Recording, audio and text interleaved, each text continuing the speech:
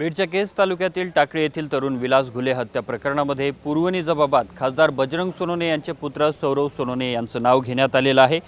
वेगवेगळ्या प्रकारचे त्यांच्यावरती आरोप होत आहेत आणि यानंतर आता आज एसआयटीच्या समोर सौरव सोनवणे यांची चौकशी होणार आहे। त्यांना चौकशीसाठी बोलावण्यात आले। सध्या ते केज शहरातील पवन सूत या ठिकाणच्या निवासस्थानी आहेत आणि थोड्या वेळानंतर ते एसआयटीच्या समोर स्वतःहून चौकशीसाठी हजर राहणार आहेत। यापूर्वीच त्यांनी मीडियाशी बोलताना या संपूर्ण प्रकरणामध्ये जे आरोप होत आहेत त्यावरून आपण सर्व चौकशीला सामोरं जाणार, ज्या ठिकाणी एसआयटी किंवा पोलीस बोलावतील त्या ठिकाणी जाऊन त्यांना सहकार्य करणार असं सौरव सोनवणे आणि खासदार बजरंग सोनवणे यांनी देखील म्हटलेलं होतं।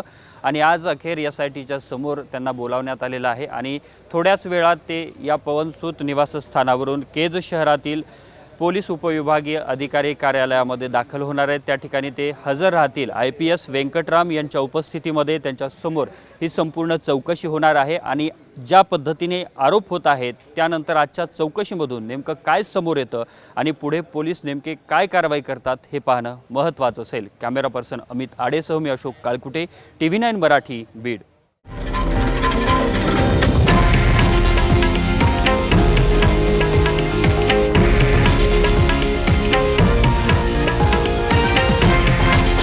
हे आहे देशातील नंबर 1 न्यूज नेटवर्क आणि आपण पाहत आहात TV9 मराठी, एकमेव।